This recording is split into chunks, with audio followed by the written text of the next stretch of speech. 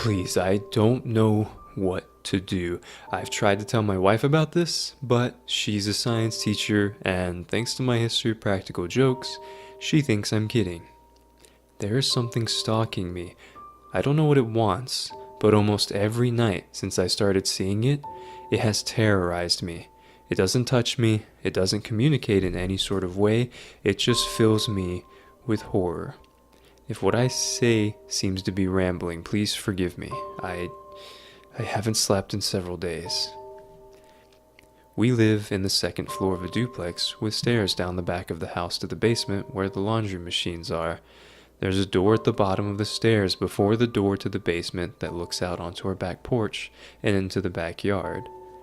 6 days ago, I was going down to the basement to bring up some laundry, and I glanced out the door as I passed.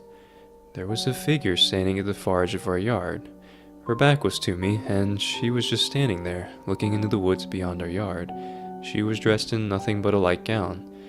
It had lots of flowing material coming off of it that was whipping around in the air. The whole scene creeped me out instantly, but I thought she might be a friend of our downstairs neighbor, so I continued to the basement. And when I came back, she wasn't there. The next night I went down again, and as I passed the back door I looked outside. The woman was back. She was exactly like she was the night before, facing away, not moving. The hair on my arms and neck stood up straight when I saw her.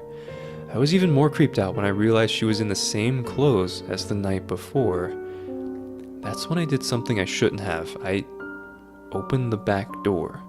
Leading out, I called to her to see if she was okay. She didn't respond. She didn't make any sort of indication that she had heard me. It was freezing cold, so I shut the door and locked it. Coming back upstairs afterward, I looked out the window and she was gone again. Later that same night, I was in the bedroom, getting ready to go to sleep. Everything was dark because my wife had gone to bed before me. Our bedroom looks over the backyard, and my side of the bed faces the window, so I have to go past them to get in. And as I was doing so, I suddenly got that same deep dread feeling in my stomach that I had gotten the first time I saw the figure in the backyard. Something compelled me to hesitate by the window. My hands were shaking as I pulled the curtain back a bit and peeked through the shades into the backyard.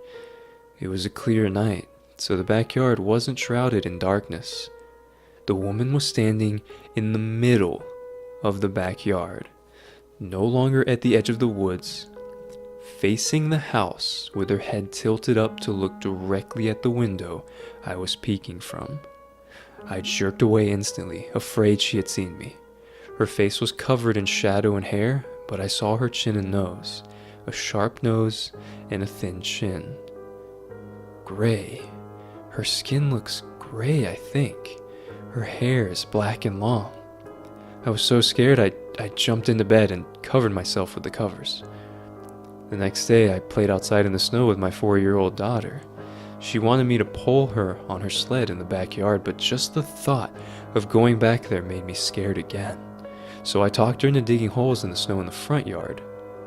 That night, things went from bad to worse. Somehow, I had managed to forget about the woman. Then, in the middle of the night, my daughter started crying. Our bedroom is just across the hall from hers. I thought she might need to use the bathroom or just be having a bad dream.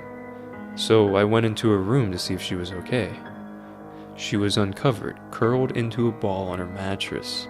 I pulled her covers over her, and that's when she whispered to me, "Daddy, there's someone in my closet." Instant goosebumps. I turned my head slowly toward the closet door at the end of her bed. Normally, the closet is shut, but now it was open. The woman was standing in my daughter's closet. Not even when it was clear that I saw her did she move or make a sound. Just stood there and looked at me through the cracked open door. My blood ran cold when I saw her. "Get up," I told my daughter. "Get in my arms, quickly, quickly." She scrambled up and hugged me tightly, and I walked backward out of the room, watching the closet the entire time. In my mind, I imagined her throwing the closet door open and running at us, arms outstretched. I just hugged my daughter and walked backward into my room. The woman never appeared in the doorway. I heard no movement from my daughter's room. I tucked her into my bed and stood there watching the doorway to her bedroom. I did not go back in. I just stood there and watched and listened. When I finally got the courage to climb into bed, I didn't sleep. Sunday, I told my wife everything. I told her about the first time I saw this woman. I told her about calling out to her and seeing her from the window. I told her that she had appeared in our daughter's closet. She told me it wasn't funny, that it was my fault for our daughter's bad dreams, and that I shouldn't encourage her to be afraid of her closet. Sunday night, my daughter called to me from her room again. Call me a coward? But I couldn't go back into that room. I called her quietly to come get in our bed, but she cried and said she was scared. I wanted to go and get her, but I was scared too. I told her to pull her blankets up and cover herself. Just cover yourself, honey, and you'll be okay. I prayed that it was true. I lay there, peeking over the sleeping form of my wife and out into the hallway at the closed door of my daughter's room, and just kept praying. I heard her cry a while longer. Then she went quiet, and I hoped that she was asleep. Monday, I piled toys in front of the door to her closet. By that time, there was no doubt in my mind that this was some sort of ghost or apparition. But I piled things in front of the closet anyways. Like a pile of toys could stop a ghost. Monday night, my daughter did not cry. But I didn't sleep. I lay there looking at the ceiling, tense. Around 2 a.m, I heard her bedroom door creak open, and I knew something was wrong. She must be scared, I thought, so I called to her like before. Just come to me, and you can sleep in our bed, sweetie. But she didn't come. I peeked over my wife. The woman was standing there in the doorway to my daughter's room. Her arms hung at her sides, her shoulders slouched down. Her gown was dirty, like it hadn't been washed in years, and hung off her like torn rags. I wasn't breathing. I wasn't blinking. I just looked at her, and she looked at me.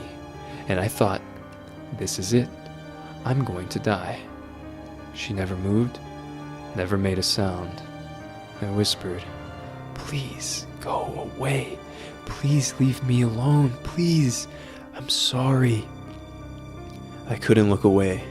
If I look away, she will get closer.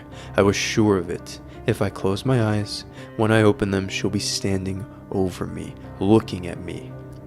At some point, she was gone. It's like I fell asleep with my eyes open. I don't remember her disappearing, just that I was looking at the doorway, and she wasn't there anymore. Last night, I lay awake waiting. I asked my wife to shut our bedroom door because the nightlight in the hallway was keeping me awake. It was stupid. I don't know what I was thinking. Like clockwork, I heard my daughter's bedroom door creak open. I held my breath. Then I heard the floorboards in the hallway creaking, and I started shaking uncontrollably. I heard our bedroom door open, and I knew she was standing there, in the doorway, not moving, just looking at me. I didn't look. I couldn't. I did what I had told my daughter to do, and pulled the covers over my head. I'm a complete mess, a zombie at work. I don't want to go home anymore. I think I see the woman in other places. A glance while driving, and I think she's sitting in the passenger seat of the truck behind me, or standing down the street as I drive off, just sitting here at my desk. Someone passes by behind me, and I jump. I'm afraid that if I turn around, she'll be there, waiting for me to look at her. And what if I saw her face? I don't want to see it. I don't want to see her anymore. But I don't know what to do. The only hope I feel is that for unrelated reasons my wife is talking about moving. But our lease isn't up until May. I don't know if I can hold out for that long.